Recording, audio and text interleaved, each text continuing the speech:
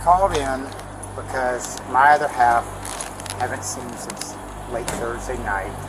When the Marion County Sheriff's Office are called out to a missing person search to locate 59-year-old Timothy Smith, they expect nothing more than a quick checkup. But when Tim's husband shows them the apartment he believes he's in, they come across a grim scene. He's really dead? Yes, ma'am.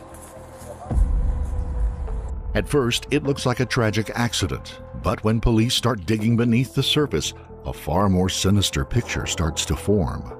He's a narcissistic, tough guy. You became very aggressive and upset because you couldn't off. What happened to Tim was no accident, and someone isn't telling the truth.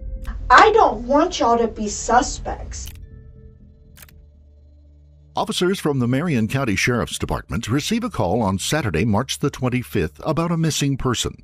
Tim Smith, the executive director of a nearby assisted living facility, didn't show up for work the day before and seems to have vanished into thin air.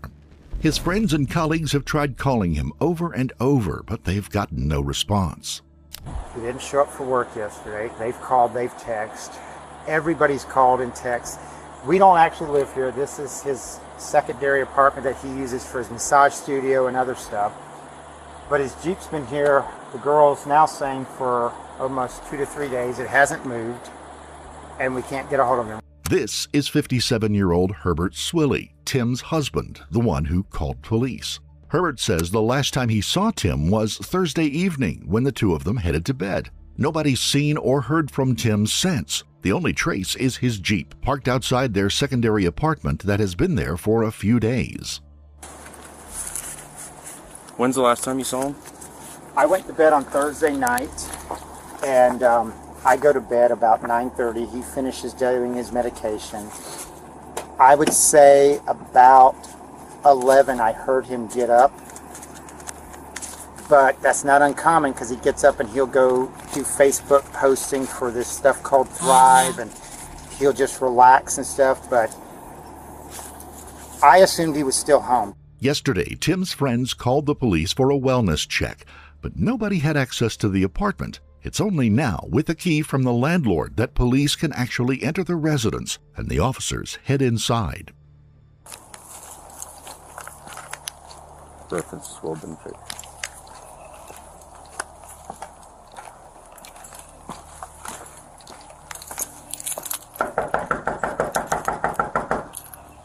Sheriff's Office.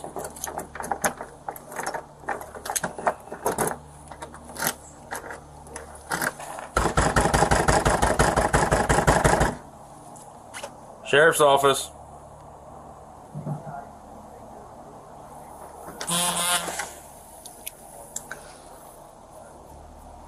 Sheriff's Office. It's exactly what everyone feared. Tim is lying dead on the floor, and judging by the state of the body, he's been there for a couple of days. There is a burn mark across Tim's neck, and he's only wearing his shirt and shoes. The officer cancels the medics and then heads outside to inform Herbert and Tim's friend, Tammy Warner, of the bad news. There. You okay? So he's in there, he's not okay? Yeah.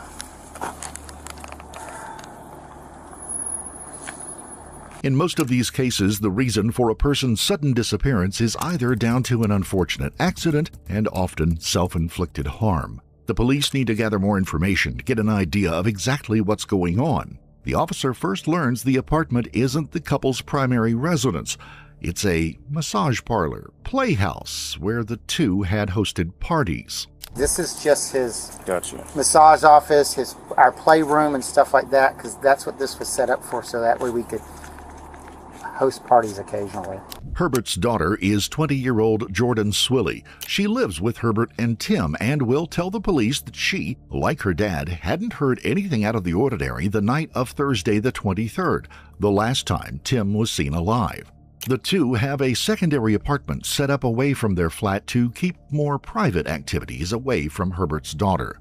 Considering the injury, the way Tim is being described, his sudden disappearance, and where the police found him, the officer on the scene believes this could be a tragic accident. some kind of bondage play gone wrong while he was with a partner. Herbert notes that the key for the apartment, usually found on the keyring, is missing. That usually indicates Tim is away with a partner at the other apartment, usually someone he picked up on Grindr. That's why Herbert couldn't get in.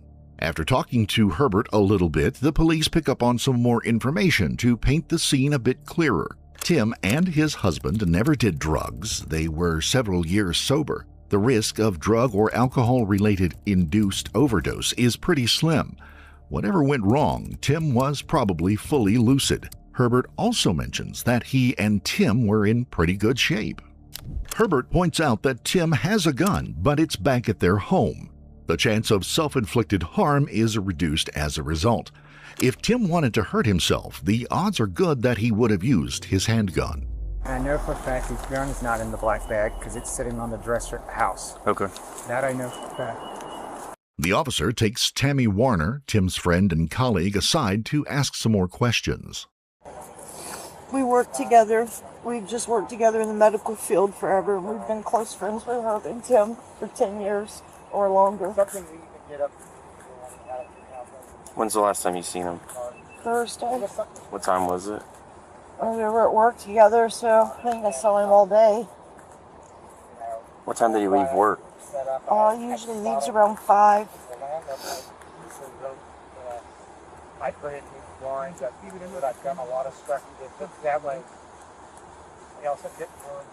Have you talked to him since then? Well, that's what all started all this, because yesterday he wasn't answering us. We were at work and he wouldn't answer anybody, so I called her to find out if he knew where he was at, and so Herb came over and tried to knock. I come over and knocked. When were you here? I was here this morning. I know the protocol. I came this morning hoping maybe he would open the door. Kind of like I know what I can. What time were you here? Probably about 9:30. Have you ever seen him, or have you ever been here and he's been here with anybody else, or do you know anybody else that came over here? It's the first time I've come here. Herb told me about it this morning. I was at work. He's really dead? Yes, ma'am.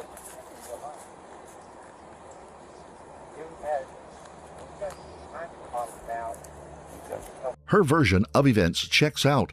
Right now, everything points to this being an unfortunate accident while Tim was away playing with a partner. There are still some issues police are wondering about, possibly if something else might be at play. At first, the initial look at Tim's body revealed an obvious neck injury, but when the police investigate further, they see more.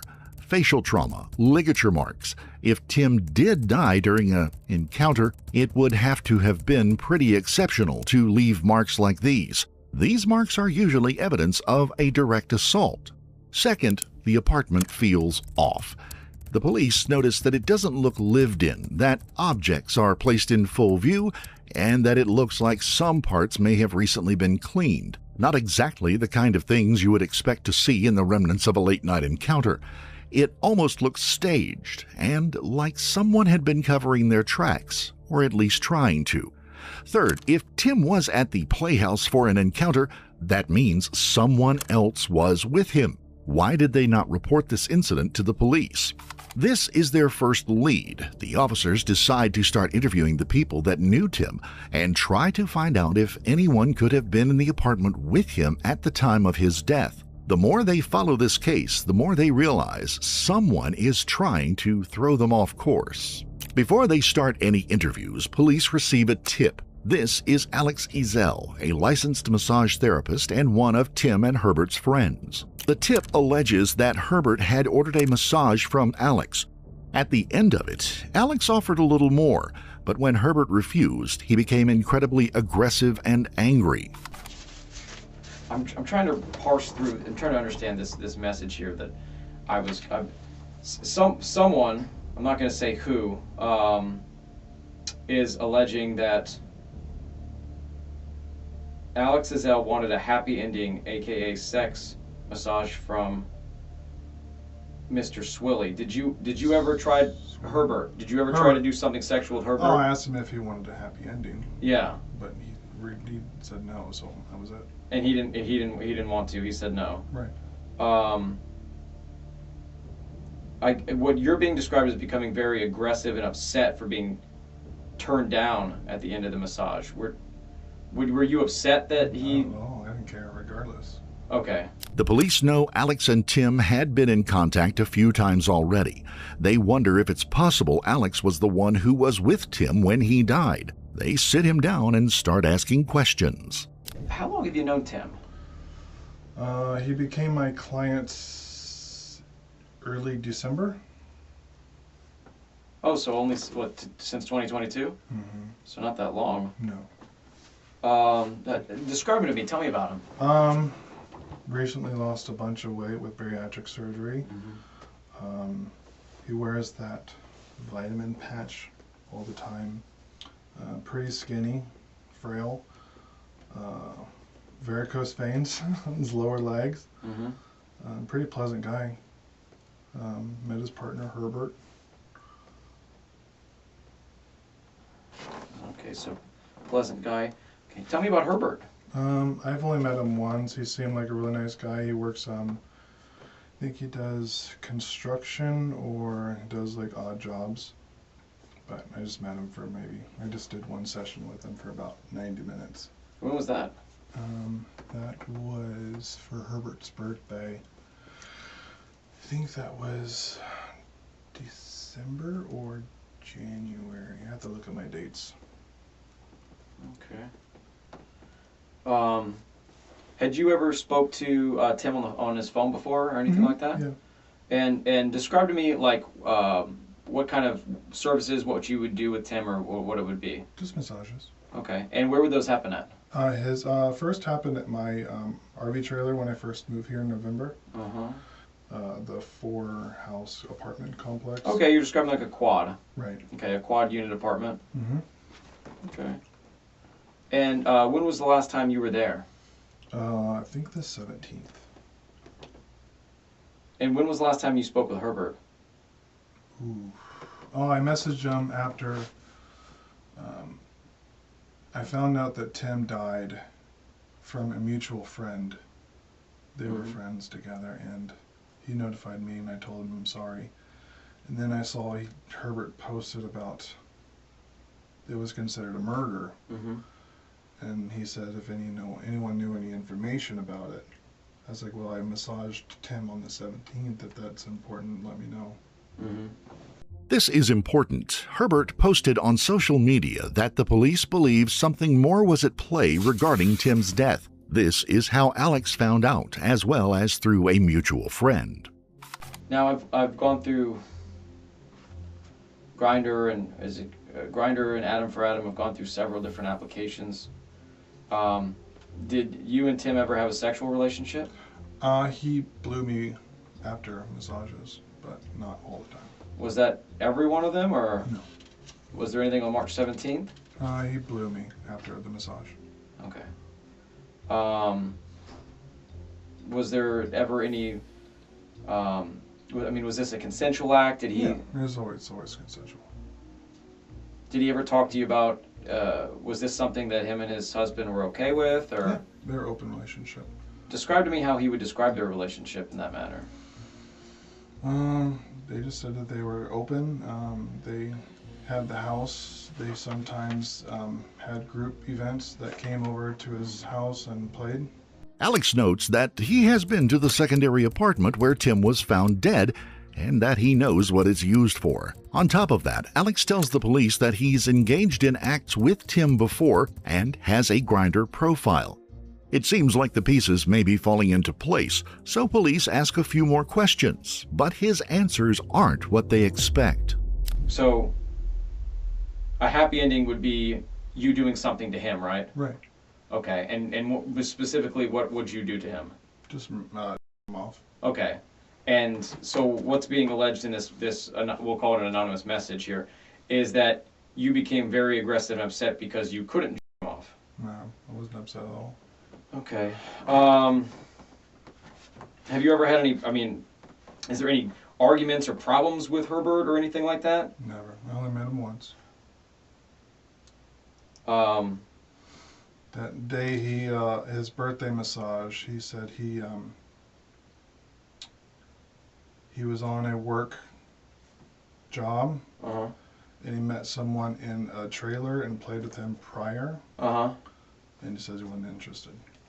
Okay. Okay. So he had did something earlier that day and he just wasn't interested. Right. So, Was that also at the apartment that we talked about? no, I think that was at his job site. That was at his job site. Whatever he was working on. Well, where'd you do the massage at? I should It was say. as that quad place. At the Quad. Had you ever been to their primary residence? Never. Alex is straightforward with the police, gives them all the information they've asked for, and doesn't seem nervous or anxious at all. When asked about the tip of him being aggressive, he calmly denies it. This isn't typical behavior you would expect from someone trying to cover up a murder. The police decide not to consider him a suspect, but they don't close the door on that possibility just yet. The police interview two more friends who knew Tim well, Kevin Branch and Candace Baker. The more police talk to those connected to the couple, the more suspicious they become of one person in particular. Kevin points out something that the police had learned before. Herbert runs a handyman business and has 2 trucks to help him haul his tools around for work. Like, because he's a handyman, it's hard to get good handyman. Mm-hmm. And, it still didn't think I didn't think he would harm someone. Mm-hmm. Now, when your clients are coming back after they've used him and they're reporting to you, he's not all there. So Randy Schultz in my office saw that, and Herb has done business, repairs for him and his mom, and he couldn't use him anymore because his, just the angering attitude that they potentially saw. Candace touches on this during her interview and makes a point that the police haven't considered. Why didn't you go in? Why didn't you break in? You're a handyman. You could take the door off the hinges. You could break a window. It's your window. But Kevin and Candace also point out something that will make the police really raise their eyebrows. He did tell me in August that he was sick of Herbie. August of last year? Yes. Okay, so August of 2022. Describe to me what he said in August of 22. We went to lunch at Ivy House on a Saturday. I don't remember the exact date. I could probably figure it out from a picture in my phone. Okay. He said that he was just really sick of taking care of Herbie. He's been taking care of Herbie for over 10 years. Herbie doesn't pay any bills. Herbie thinks that if he buys $200 worth of groceries, that takes care of everything, and that Herbie was cheating on him, and that he's seen Herbie's phone with conversations with some young guy. And I don't mean kids when I say young. Everybody's young to me, but a younger guy. We didn't talk about that again. We went on a day date, Tim and I, January 29th, I believe. And I asked him, how are things at home? Are they any better? And he said, Herbie actually gave him insurance money, so Herbie's trying. And he thought they were, getting a little better.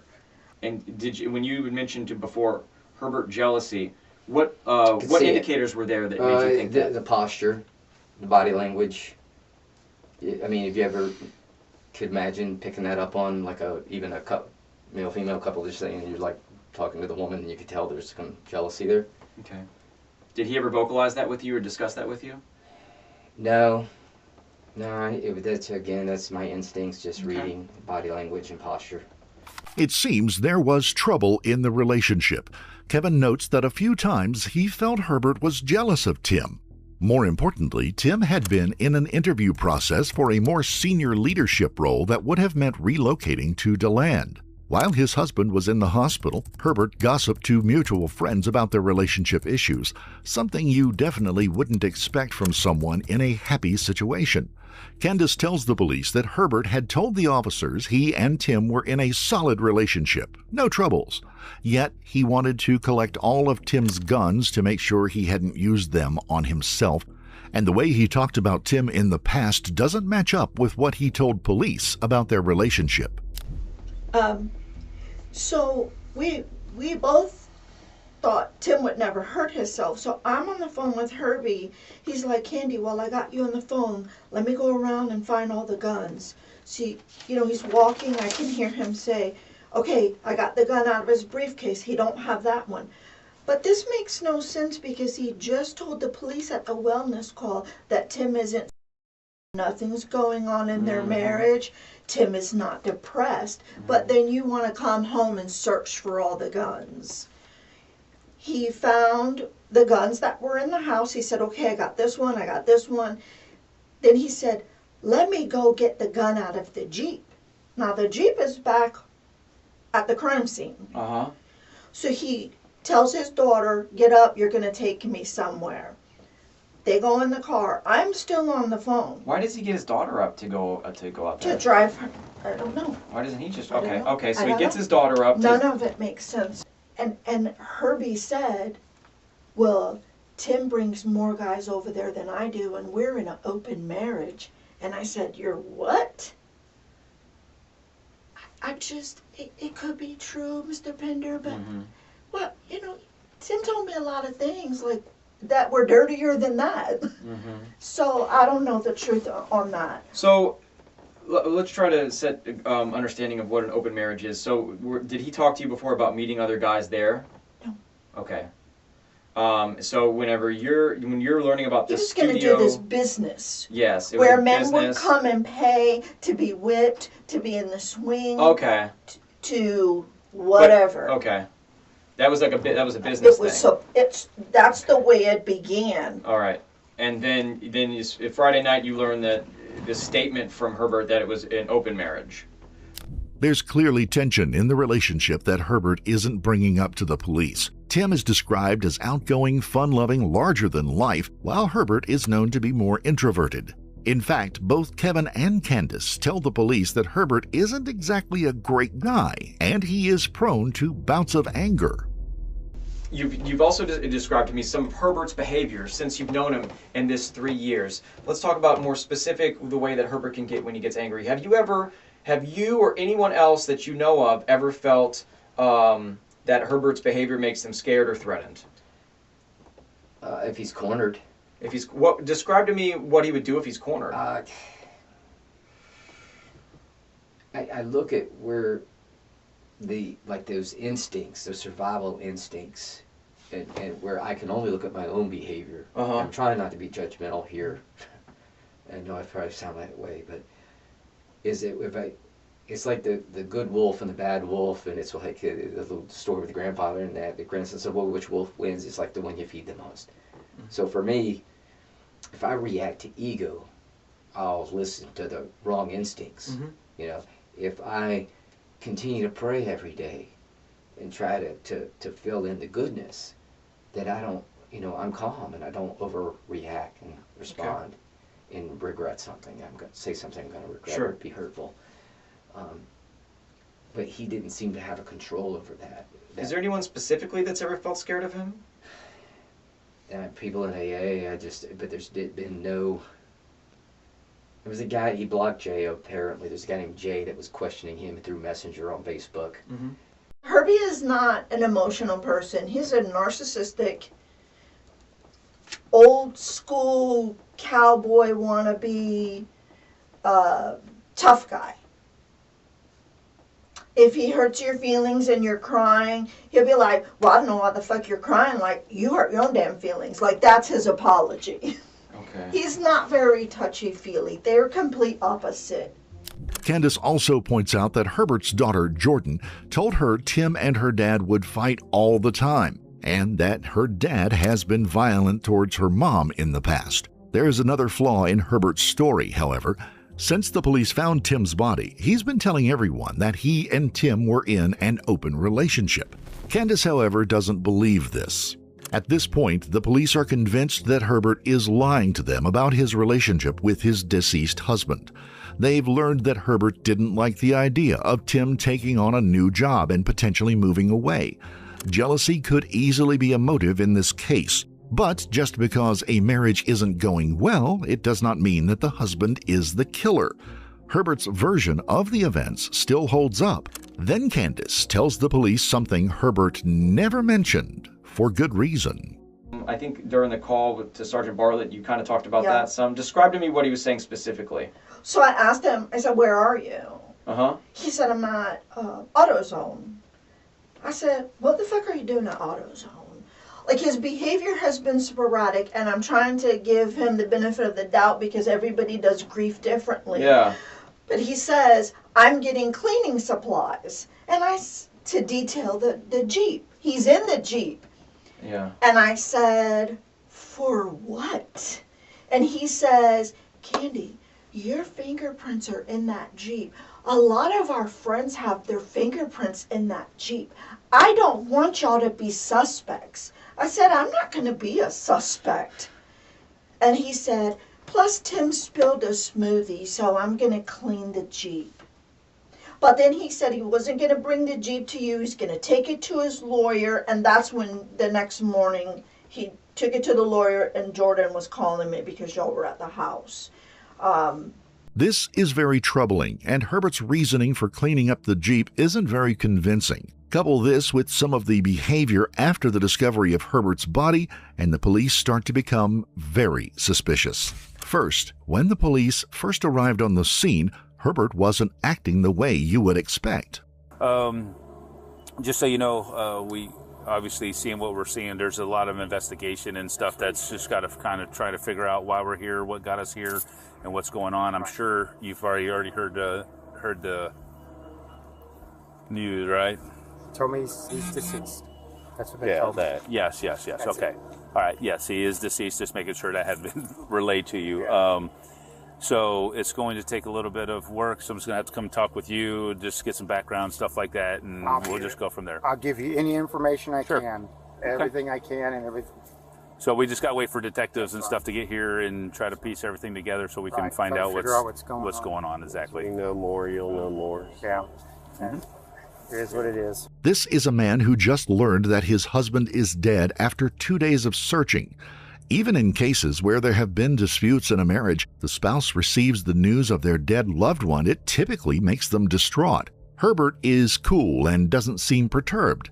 As Candace pointed out, he's not trying to break into the apartment with the handyman skills he possesses to search for Tim. He's waiting patiently. When he called for the wellness check the day before and was waiting outside the apartment, Herbert also did everything he could to discourage the police from actually entering the apartment, downplaying the situation as much as possible.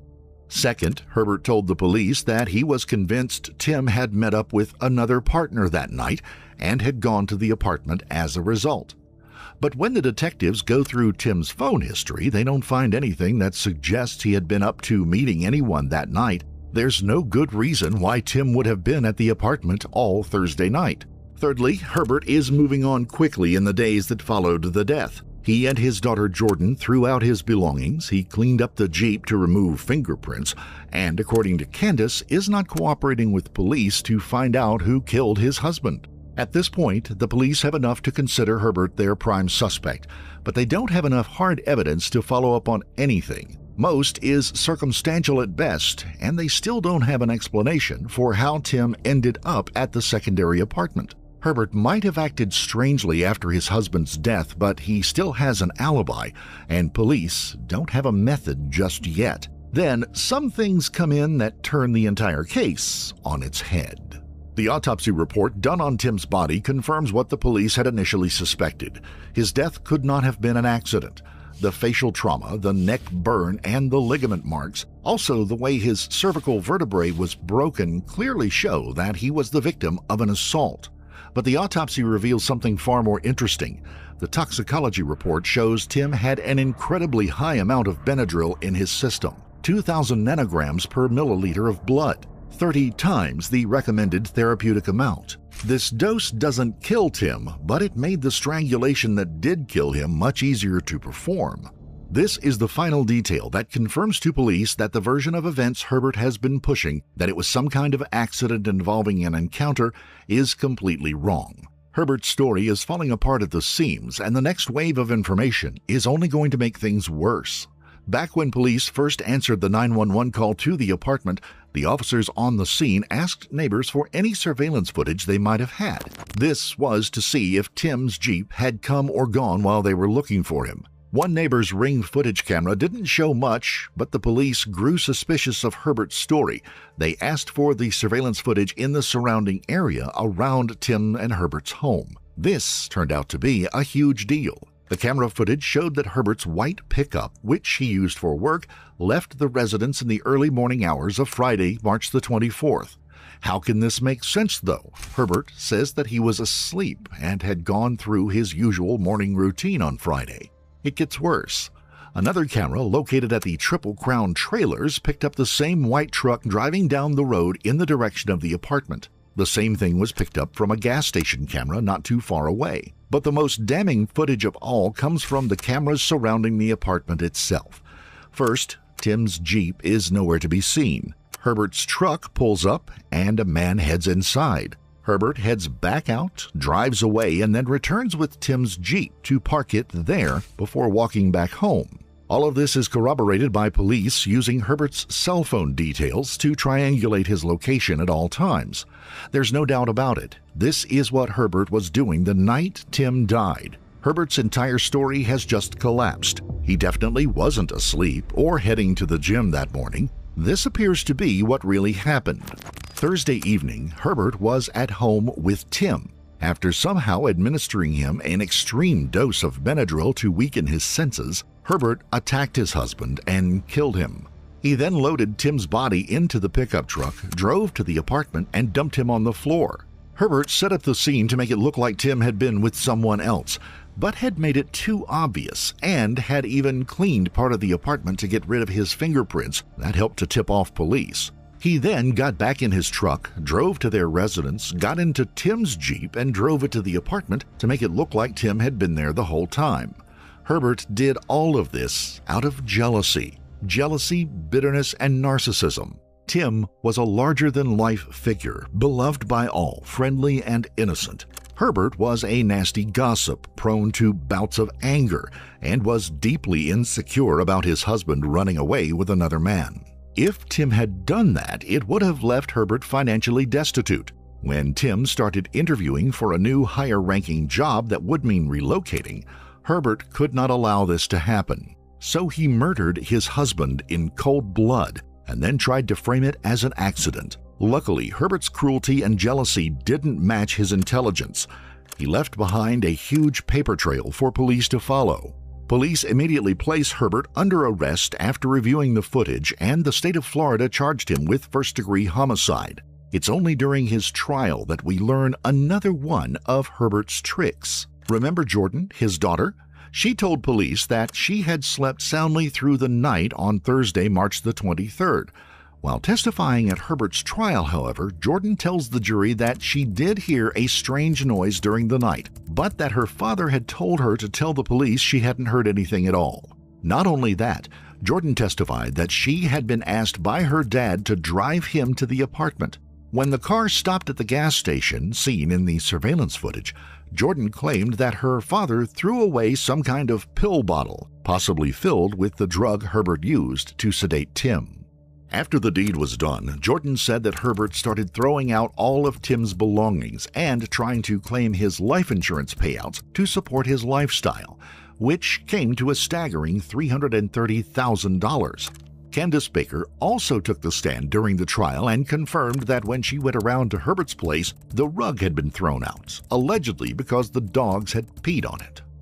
Where's the stuff? And then I'm walking towards the kitchen island and I see that the area rug is gone in the other living room and the big coffee table. And I see that the little coffee table has been put in there, but the big wooden one is missing, a big square, heavy wooden one. So I said, where are the rugs and tables? And he said, oh, I got rid of that. The dogs peed on it. But him and her they've got a garbage can in the pantry. They've got the dining room table half full of stuff. They've got cabinets open. When you say him and her, are you talking about Herbert Jordan. and Jordan? With the overwhelming evidence piled up against Herbert and the obvious lies broken down, the jury delivered their verdict on September 15, 2025, 2 years after Tim's death. He was found guilty of first-degree murder. The judge sentenced Herbert Swilly to life in prison without the possibility of parole. Tim Smith was a man beloved by all who brought joy to everyone he met. His friends and family were distraught by his passing, and his loss was felt by all. It's a terrible shame that such a great life was cut short by narcissism and jealousy of the one closest to him. Our heartfelt condolences go out to the friends and family of Timothy Smith.